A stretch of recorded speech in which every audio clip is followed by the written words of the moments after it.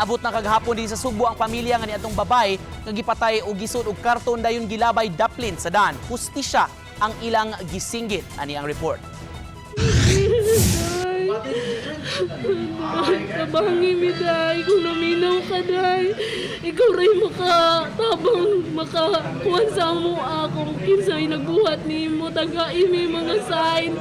Sa ilang pag-abot sa Sugbo, midiretso sa funeraria ang pamilya sa babay nga napalgang patay sa miaging adlaw. Dito nila personal nga gikumpirmar nga ang patayng lawas iya sa ilang mahal sa kinabuhi nga si Rhea May Tokmo. Dili makadarungan, nilang himo, brutal na kaayo.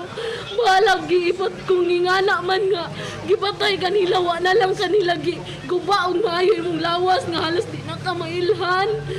Walang pakusabot ang ano nga, gihiktan pa yun siya. Nagsaulog sa iyang adlaw na tawhan si Roche. Paghulagway ni ini, hilabihan kasakit ang gasa sa adlaw na tawhan nga iyang nadawat tungod sa kamatayon sa iyang manghod.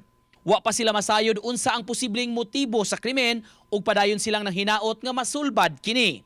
Ang amahan ni Rhea nanawagan og hustisya gumikan sa iyang gidangatan. Grabe nga hitabo na dili na siya hustisya nga trabaho.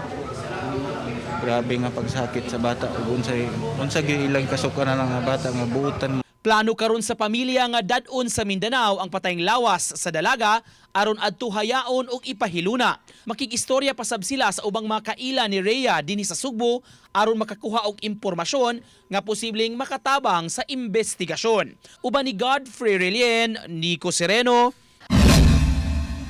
GMA Regional TV Live.